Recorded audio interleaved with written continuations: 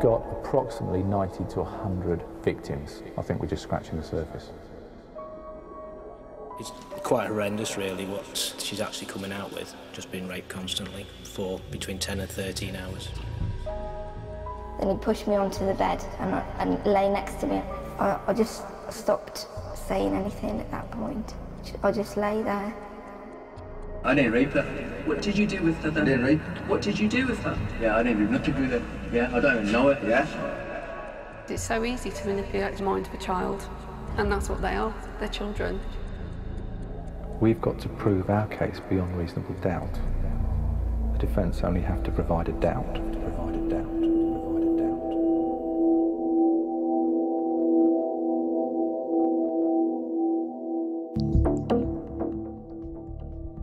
Last week, a major trial in the Old Bailey ended with the conviction of a gang of men for grooming and sexually exploiting girls as young as 11 in Oxford. This is just the latest of a series of sex gangs cases that have come to court.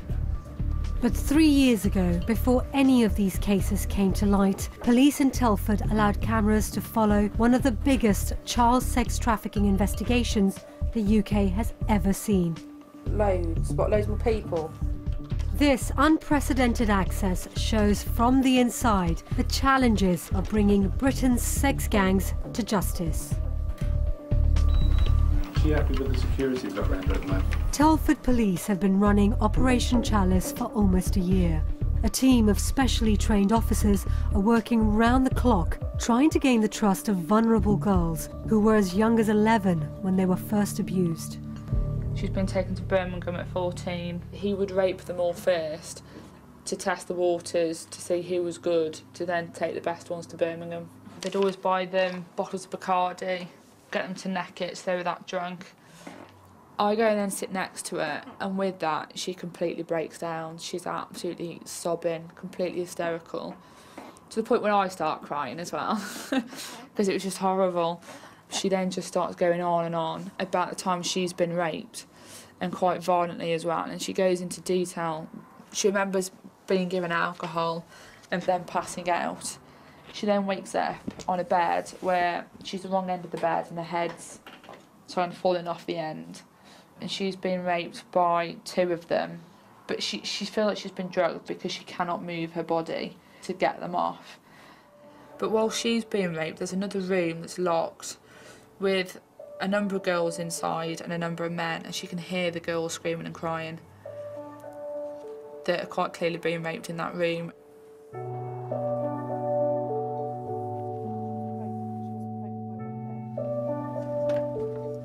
DCI Alan Edwards is leading the investigation.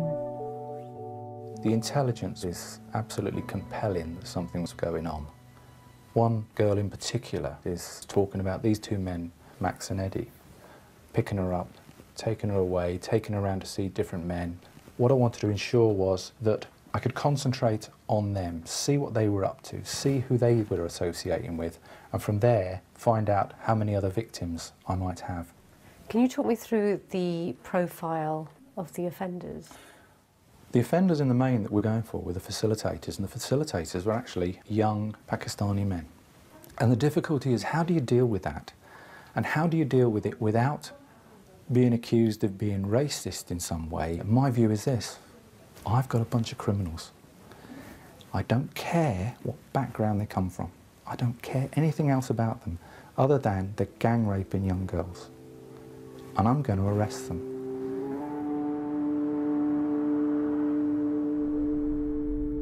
Much of the intelligence at the beginning of the investigation came from David, a concerned father who had started to follow his daughter Abby after her behaviour became increasingly alarming. Every time my daughter went missing, if I'd seen her getting into a car, I'd report her missing straight away. You would look at vehicle registrations, the colour, the make, any identifying marks on the vehicle, the occupants. But then you start thinking about the routine and what she's actually doing. She was sleeping all day. She was getting numerous texts, harassing phone calls, to the point where she would go, I'll be there, showering at 10:30 at night, waiting till you've gone to bed. You hear the door shutting. The turning point for this family came in April 2008, when Abby went missing for 3 days. We didn't know where she was. We rang the police because she didn't come back that night. God. She was taken to a house. She was fed alcohol and drugs. She was in a room. 4 or 5 men went in. Don't think I have to elaborate on that. A friend was in another room. She said she was locked in the house. When she did come back, she was subdued. She was secretive. She didn't want to speak to anyone. She hid herself in her room. She ate in her room. She had bites all over her neck and bruising on her arms. She come back in a really bad way. I went to the police station and I said my daughter's been raped. The police doctor was called. We took her to the hospital, but she wouldn't have any examination. She didn't want it, so we couldn't force her to do that. It was so hard.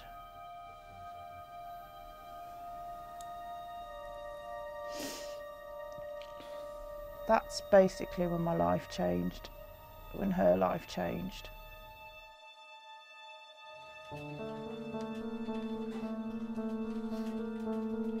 These parents lost count of how many times they reported their daughter missing. They believe it was around 60 or 70 times. But with victims too scared to make a formal complaint, it took 18 months for the police to act. How many do you reckon we're going to need? I would suggest somewhere in the region of 30-40 officers.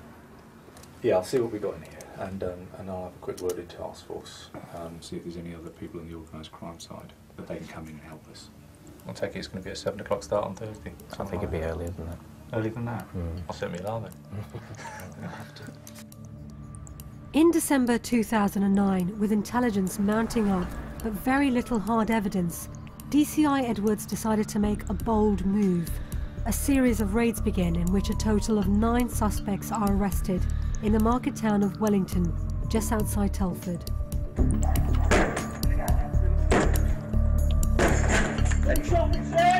Some are locations where the police believe girls are being taken to be raped. You're under arrest on suspicion of trafficking within the UK for sexual exploitation. This is the room secured with a key lock and security chain. Police!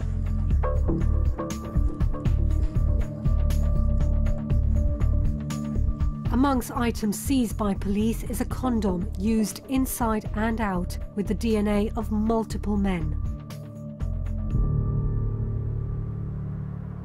Once the men are safely in custody, 9 girls are invited to give evidence. Is this the person that you were referring to when you made that identification? Yeah. Can you please tell me the number which appeared on the screen when that image was displayed? Number 5. With their abusers locked up for now, the girls are willing to give enough information for the police to interrogate the suspects. I want you lot to tell me why I got arrested in that. You were arrested, just to remind you, on the suspicion of rape. These are the names of some girls. There was a few girls, yeah, texting me like, yeah. I wouldn't do nothing with no girls at all. I've got a wife here at home, you know what I mean? I've got a kid on the way and that. You've texted that person, were you going to suck my sweet chocolate cock? What's that about? No comment. You then go on, are you slim, thin, overweight? So you don't even know what this person looks like that you're texting, that you want them to suck your sweet chocolate cock. Within 3 days, the police have enough evidence to charge Max and Eddie and 3 other men. But for the victims of the Chalice investigation, their ordeal is far from over. The men are soon released on bail and start to threaten the witnesses as they had done previously. At 14, she was told by a man, I know where your mum lives, your brother will get it, your mum will get it. And these girls believe, that they're young girls, they believe these threats. I decided that I wasn't going to be there past Christmas because I was going to kill myself or they were going to kill me.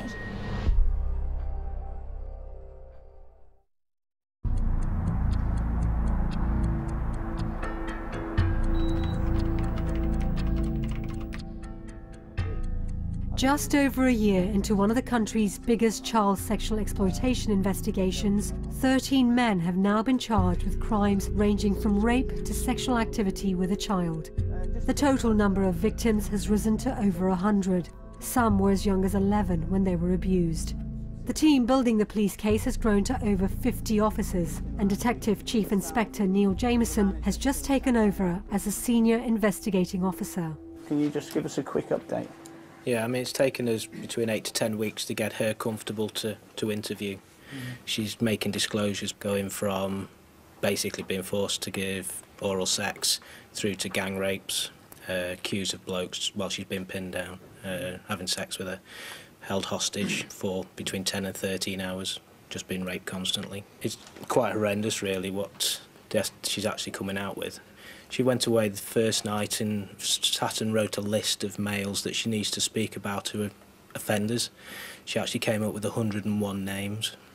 And we know for a fact of what she's already told us in the 8 to 10 weeks beforehand, she's actually missed a lot of names off anyway. So you're talking a lot of offenders. You know, that's obviously added to the vast amount of people we're already looking at, so yeah. It's at least 150. That's right, I'm listening to Ian, probably nearer 200. Right, now there's a few others. Same kind of thing again, gang rapes. She'll talk about the urine throwing episodes. Yeah.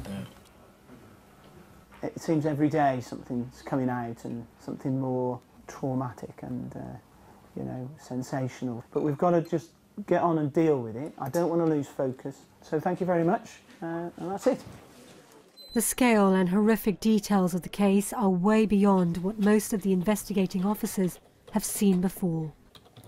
We're having to give the officers counselling because of what they're having to go through. Because when we talk about girls breaking down and talking about their experiences, it's actually quite harrowing when you realise there's a 14-year-old girl who's talking about being gang raped and these men swarming her and using every orifice she's got all at the same time. She's 14 years of age. And you've got your officers trying to deal with that. And then say to them, yep, keep working late tonight and come in tomorrow. For a lot of us in here, when we go out and we see these girls, you can't help but feel some kind of emotional tie to them, because you're watching somebody, one, going to pieces on you, and secondly, disclosing the most horrific of crimes. For example, like Danielle's girl today has phoned up. She's then further disclosed a further rape. So we're in this constant sort of wheel all the time. That's the bit that's really draining. Emotionally draining, mentally draining. That's the bit that we actually struggle to deal with a lot of the time. Every day there is generally a crisis in the office where something happens with one of the girls. We have to keep saying the same things all the time to them, because they'll get it and then something will happen and I'll be straight back to where they were. So we've got to start again. Just getting them to realise they have been a victim and it's not their fault, and that there's hundreds of other girls involved. The police are identifying a classic pattern of grooming, starting with friendship but moving quickly to abuse and control. Sarah's ordeal started in Telford just a month after meeting a man who was introduced to her by a friend. He just intimidated me. I couldn't get away because I knew that he was stronger than me, and I told him not to take my trousers down, but he didn't listen. And I tried to get him to promise not to take off my underwear. Then he pushed me onto the bed, and then he got on top of me. And then he promised that he wouldn't put it inside, and he was just going to put it on the outside. But then I just stopped saying anything at that point. I just lay there. Did you realise what was happening then? Yeah, I knew what was happening. I didn't know what to do about it. And he raped you. Why didn't you report it to the police? I did. I reported it. I reported the first rape, but I was really scared, and I didn't. I told the police that I didn't want him to be arrested because he only lives down the road from me. And how long before you were introduced to other men? It was 2 days later that that his cousin came round, and then it was a week later. The next time, that's when his brother came round, and brought his uncle. I didn't know what was going on in my head. I felt like my mind had like shattered like a glass, and all my emotions were like floating around all over the place. I decided that I wasn't going to be there past Christmas, and that was either because I was going to die, because I was going to kill myself, or they were going to kill me. That was in August, so I'd got August until December to kill myself. So you'd planned, that was your way out?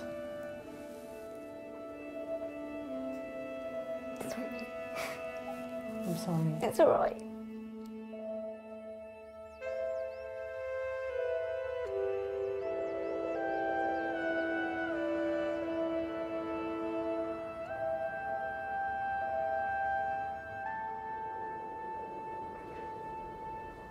DS Sophie Wade is collating the evidence from different victims and has started to see a common pattern emerge. 3 men in particular, the Ali brothers, Max and Eddie and Mohammed Ali Sultan, were local men well known within the community, and a lot of young women, youths, knew these men. They were enthralled by the older man who had the car, who gave them cannabis, who gave them vodka, and they thoroughly enjoyed the kudos of driving around in a car with Ali Sultan around Wellington. Everybody's looking at me. He's the man who's giving me the attention. And they felt very, very special. And these men made them feel really wanted and quite genuinely loved in their eyes. And how could they be bad people? How could they do anything to actually harm them? The men then introduce the girls to their friends and family and take them out to secluded areas at night. They will take them out there, they will ask them to perform a sexual act on themselves or somebody else, and it's usually accompanied with, you know, if you love me, you do this for me. The girl will say no, and they're either told to get out the car, so they face the threat of either being thrown out in an isolated area, which is, I think for a young girl, is a really frightening place to be, or would it be just easier to actually give somebody oral sex? And that's what they've done, and a lot of them have actually chosen to do that because it is just the easier option in their minds. And that continues in that vein for quite some time, and that's how the behaviour becomes completely normalised. They become completely desensitised, but they become entirely compliant with what is being asked of them.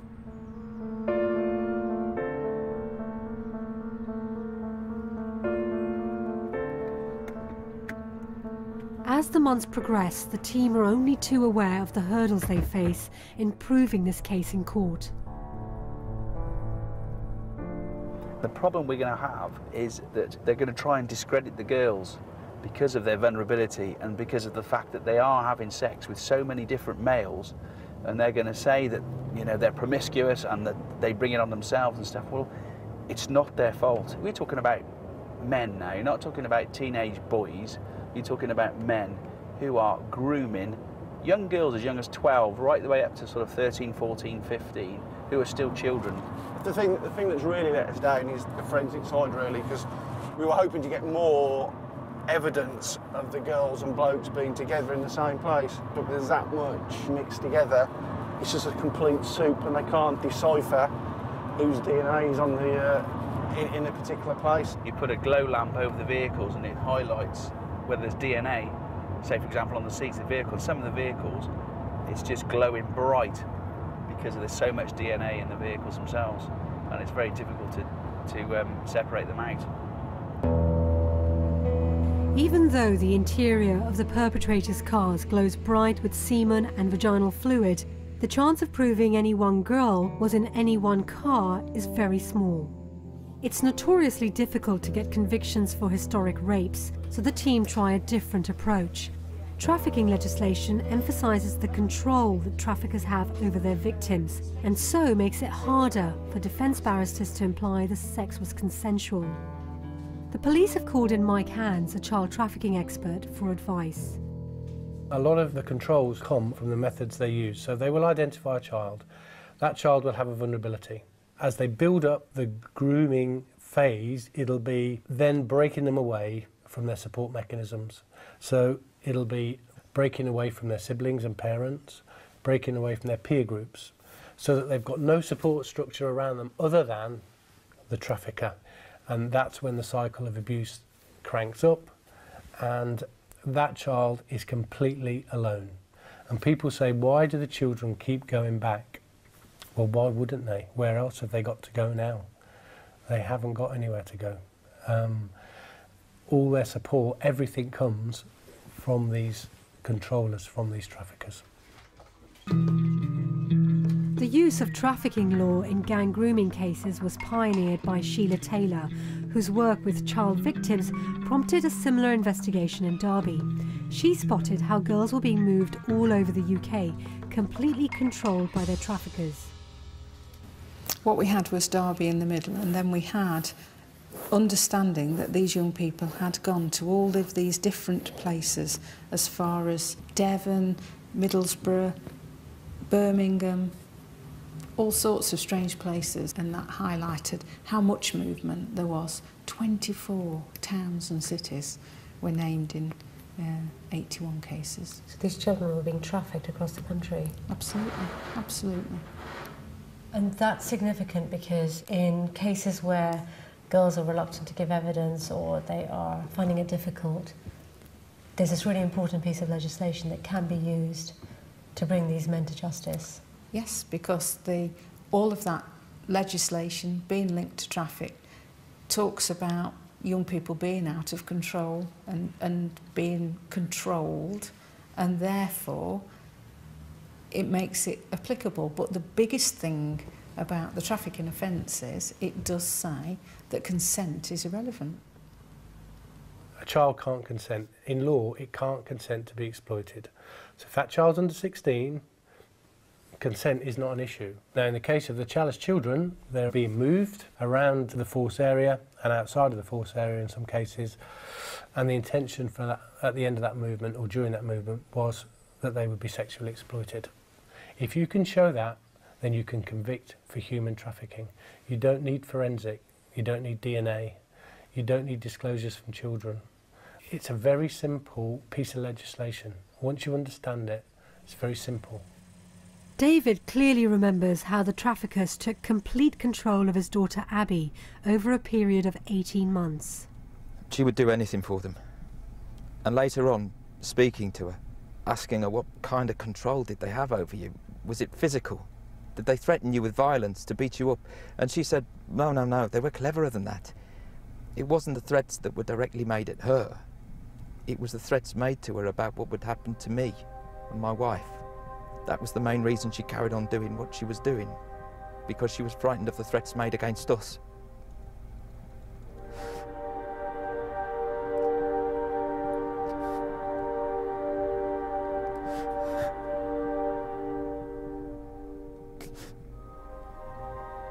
It's all coming back.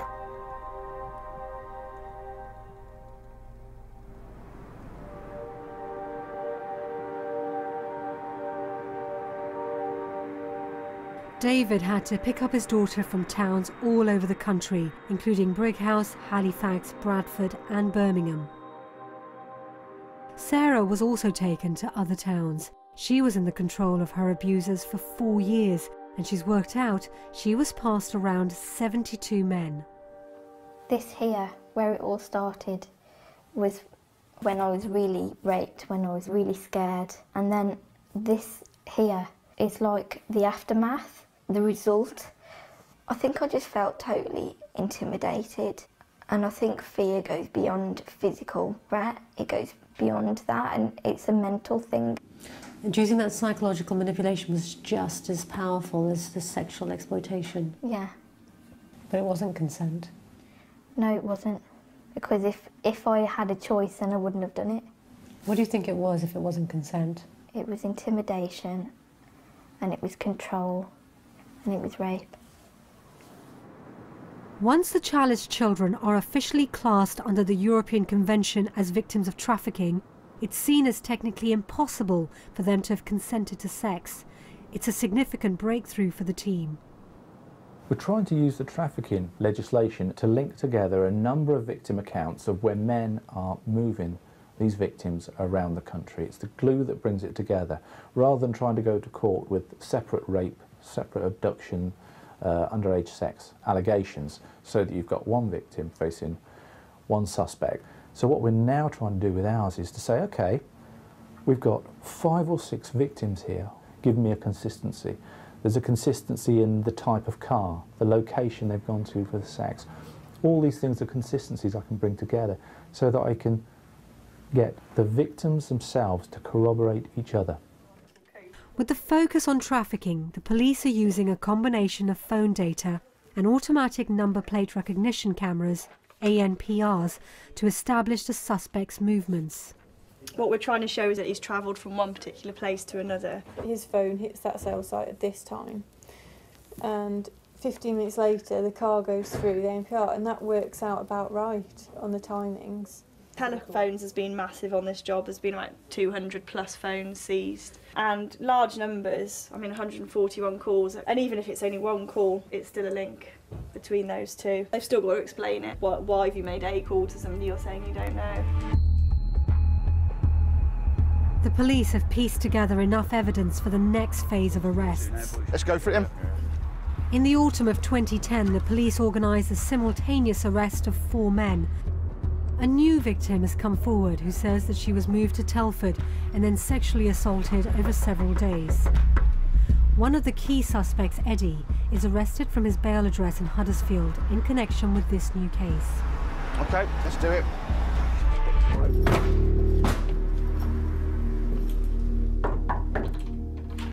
Hello? Miss Mercia, please. We've got a warrant for your arrest. Can you step inside for us, please? We're on the search of premises while we're here, OK? So if you just remain with us just for the time being. This is bullshit, mate, you know what I mean? Hey. You'll have your chance to explain the bullshit at the police station. Are you a religious man? Eh? Religious man? Do you want to take anything with you? All right. No? Anything? OK. Listen, anything you touch from here, I know exactly what's here, yeah? Yeah. Yeah, and I want my phones back as well. You'll get back eventually? Everything. No, I want back. As soon as I get let go, I want all my shit back. Sit this side for us here.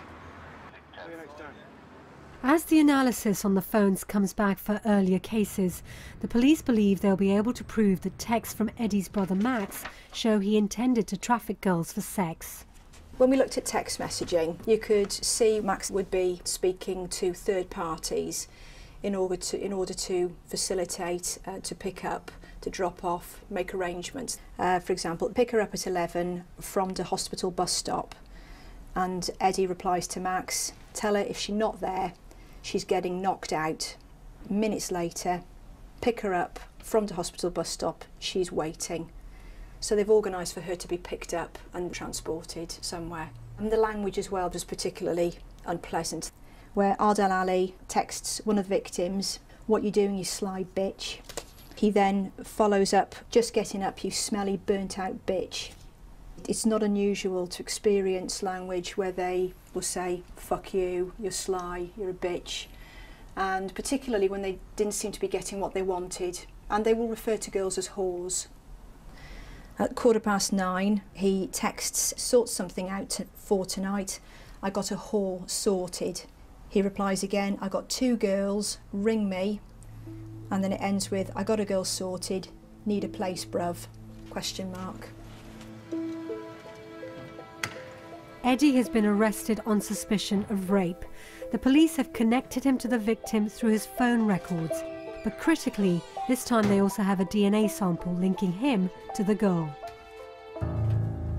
He has already said he's never done anything with girls, but we'll ask a specific question. Have you ever had any sexual activity with any females in that vehicle, and I think, including your wife? We've never had probably this kind of strong evidence previously, and he's expecting the same, that we haven't got anything else, whereas we'd have. The significance of the sample that's been recorded from the vehicle, it's a mixed profile, and it's a mixture of his DNA and her DNA. From another room in the station, senior officers watched the interview by video link. Have you ever had any sexual relations with anybody in that car during the time you had it? I got a girl to wank me off. Is that the only time you've ejaculated in that car? Yeah, that's it. So if I just show you that, that's a photograph of a girl. No, I don't know it. Never seen that girl. You want me to tell you how she describes the driver? She describes that male as being an Asian male, skinny build, with glasses, in his 20s, with goofy teeth. Yeah, how many skinny Asians are there? She's describing you, isn't she? She's describing you because you're the person who drove her outside of Telford and raped her, aren't you? No, that's what you're saying. Yeah? I'm asking What do you you. mean? If anything did happen, yeah, in the car, there would have been something there, you know what I mean? For your DNA, forensics, you know what I mean? There would have been something there for you. I didn't do nothing. I don't even know that girl. Can you explain why the person who is alleging rape against you, who you say you don't know, who you've never met before, why her telephone number is on 2 of your mobile phones? Somebody must have just used my phone. That's the only thing. That's a bizarre explanation. If somebody got raped, yeah, they would have told the police straight away. What was that text about? Simple question. Listen, I have millions of texts to me. You think I'm gonna remember some poxy little low-class evidence shit you got there? Okay. I don't think so. You can just say Yeah. you can't remember. No, you don't it's need just to you say that. do do my you? head in. You said to us earlier, well, if I'd have had sex with her, you'd have found DNA or forensics or something in the car. You were right, there is DNA. So what? Forensic So in what? the car, I didn't linking rape her. you I didn't and rape her. her. Oh, right, so what did you do I with didn't her? rape her. What Huh? did you do with her then? I didn't rape her. What did you do with her? I had sex with her. So you had sex with her? Listen to Tell this. me about this then. Listen to this, yeah? The tape is now about to finish and you have just changed your story completely, so we're going to stop this interview. The time is 9 minutes to 9.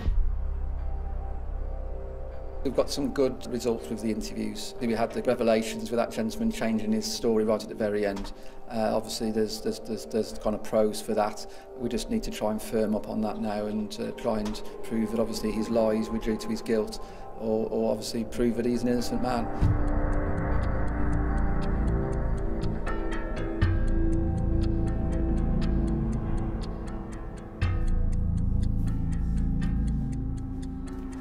It seemed like the police had made a breakthrough. Yet over the next few weeks, the Crown Prosecution Service decides not to proceed with the case. They feel that the victim won't stand up to cross-examination in court and could be painted as an unreliable witness. This case against Eddie was dropped, but as the evidence builds up against him, he faces 20 charges, including rape, inciting child prostitution, and sexual activity with a child.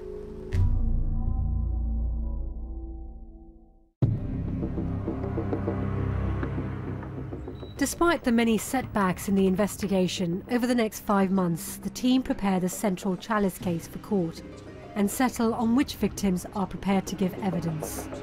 We've got to get the first one through the court. If we get that through the court, if the girls are allowed to tell the court what's happened and the jury can actually believe them, if we get that first case through and then those men are dealt with, we can then move on from there. We're now 4 days from trial, and in relation to the court case itself, this is all the paperwork, some 30 or 40 boxes. As a team now, we're just anxious to get underway. This has been a long route, and for a lot of people now, there's a lot of nervous tension. Us as professionals, I wouldn't say used to it, but we're eagerly now just to wait and get underway. A year and a half after the first arrests, the main case begins. 9 men are on trial, 7 are married, 1 is a grandfather. They face 49 charges ranging from trafficking, rape, sexual activity with a child and inciting child prostitution. 7 girls have agreed to give testimony. They'll be questioned by a total of 21 barristers. The police have worked hard to keep the victims who are going to testify on board. You just have to keep visiting her and getting her and see whether there are issues of security. It's been a long and difficult process. This hanging over their head for all of that time can't be easy for them.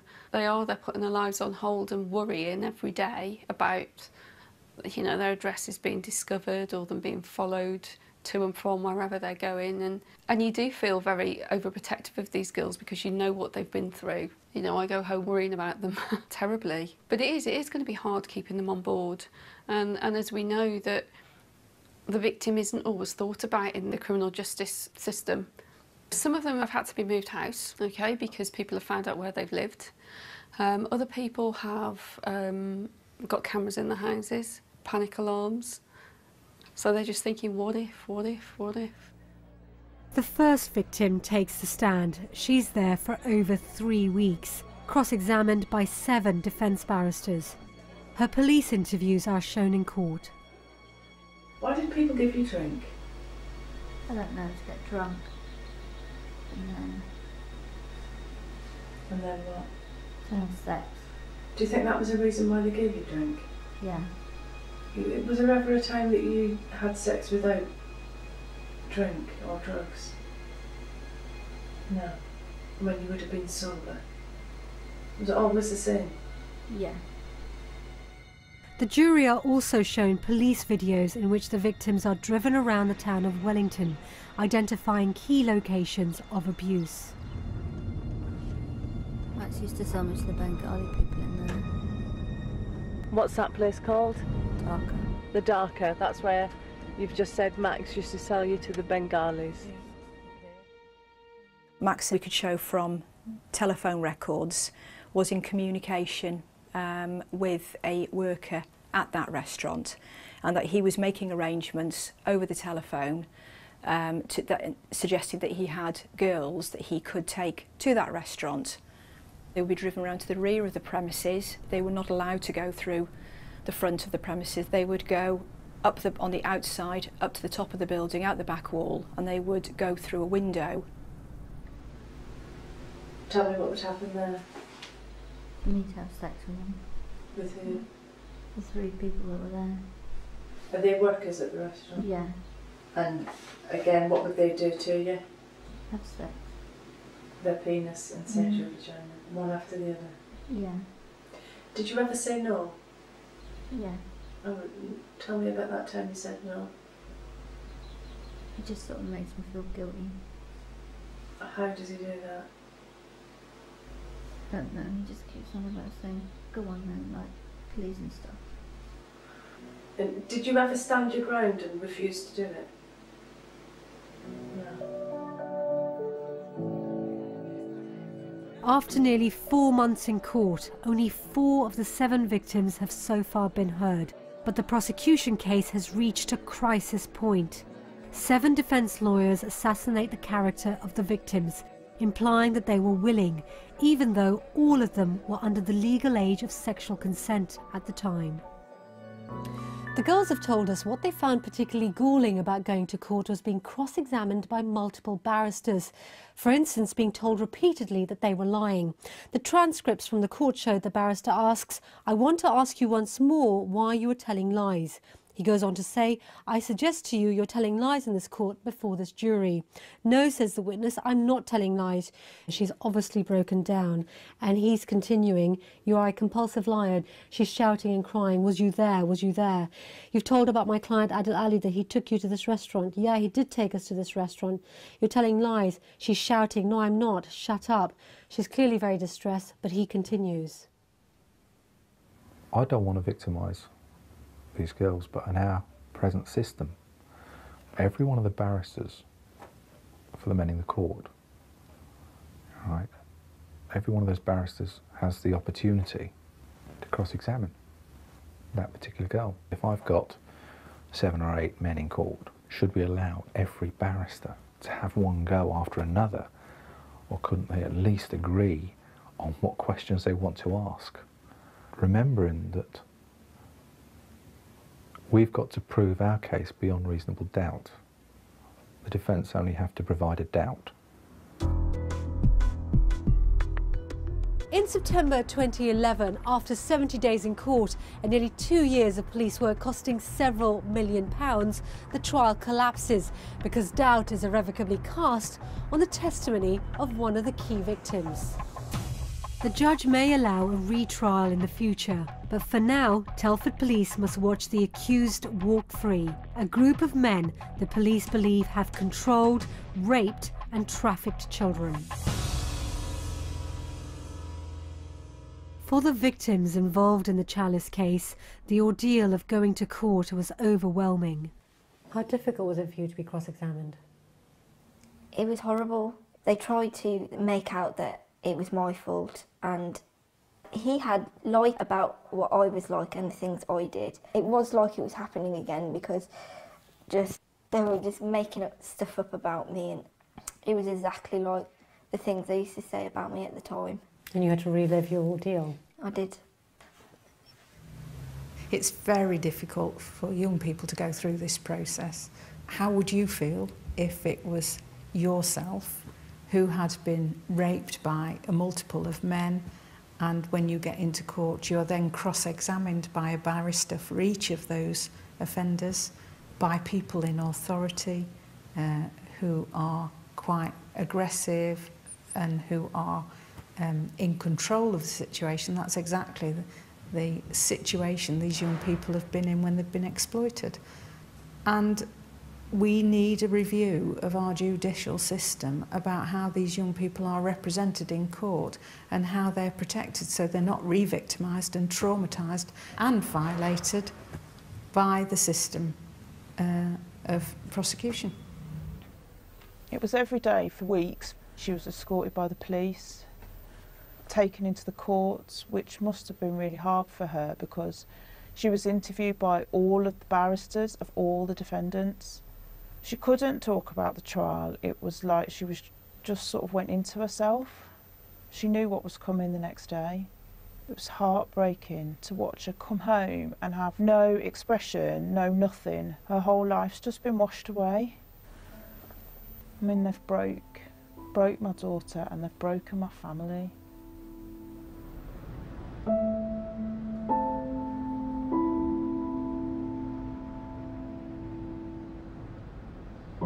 The collapse of grooming trials like this and the suicide of a victim after she was branded a liar and a fantasist by the barrister defending the man who sexually abused her has led to the Director of Public Prosecutions to call for urgent radical reform. He says that above all, victims need to feel that they will be believed when they come forward. But it's not just about being believed. Once the victims have given statements to the police, they have to return to exactly the same situation that they left, often falling back under the control of their abusers. In other countries, there are centres where the victims can go for their own protection immediately after giving a statement. If you look at somewhere like Holland, since 2005, they've identified internal trafficking of their own children, and they have specialist centres that the children can be referred to recover and have their trauma treated by psychologists, nurses, doctors. We don't have any of that in this country. There is one specialist residential child care home. It's a small home, it only has 4 beds. Why don't we have more? I don't think it's the crime is understood, and I don't think that the trauma and the controls that are exerted on the children are understood.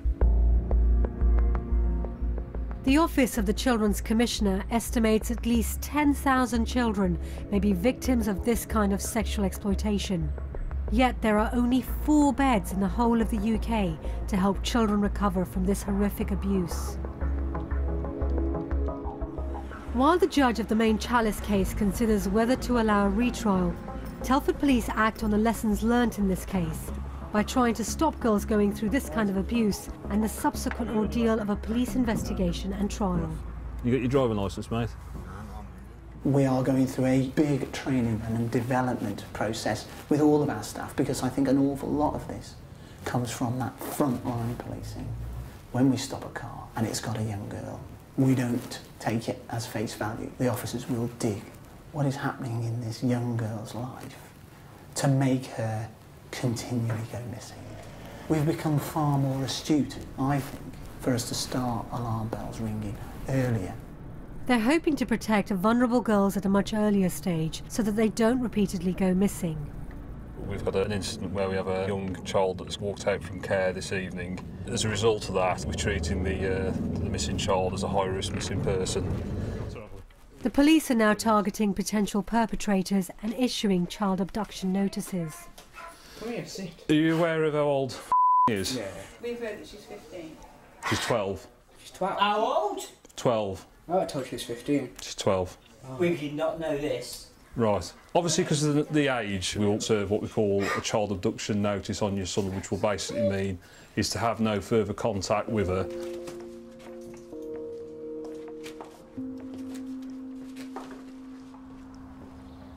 In October 2011, the judge decides the main Chalice case is too complex to bring back to a jury as a single trial. Instead, 6 separate trials are scheduled. The victims, some of whom have already been repeatedly reduced to tears under cross-examination by 7 barristers, have to find the courage to face it all again. I had to cut myself off from my fear and just think, I have to do this, I want to do it. I believe he's hurt other girls and I don't want him to hurt other girls anymore. In the summer of 2012, Telford police finally have the result they've been working so hard to secure. Their main facilitators, the 2 Ali brothers, are found guilty. Max is convicted of human trafficking and controlling child prostitution. Eddie is convicted of multiple sexual offences, including the rape of a 13-year-old. They're sentenced in October 2012, almost 3 years after their initial arrest. I've just come out of court and Adil Ali has been given 18 years imprisonment. Mubarak Ali has been given 14 years imprisonment. The judge described them both as cold-hearted and cynical. This really is the culmination of an extensive investigation. That investigation has taken some 3 years to complete. I would just really like to take this opportunity to thank the victims for the courage that they've shown to attend court. Also, I hope that this will go some way for them to move on in their lives. What does today mean to you? At times I've been close to tears. It's been a very difficult journey. There is a massive sense of relief when the judge talks about the fact that the men had lied, not the girls. I thought that sent a great message back to the victims that have put up with so much. What I wanted them to see was that we will go out there and we will investigate a rape. We fight for every one of these cases.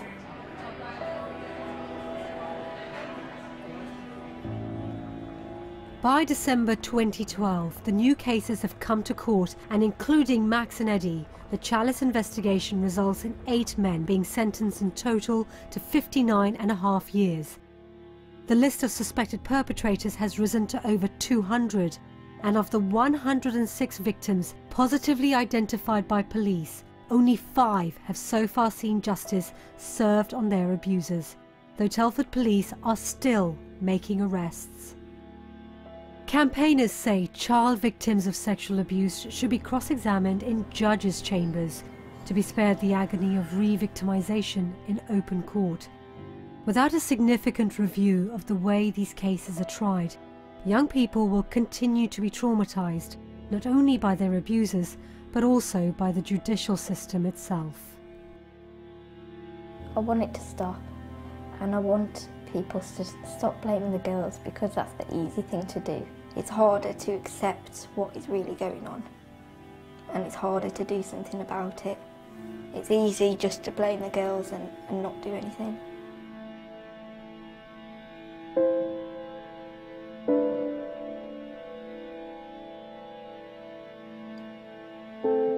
If you've been affected by the issues in this programme, support is available online at channel4.com/dispatches.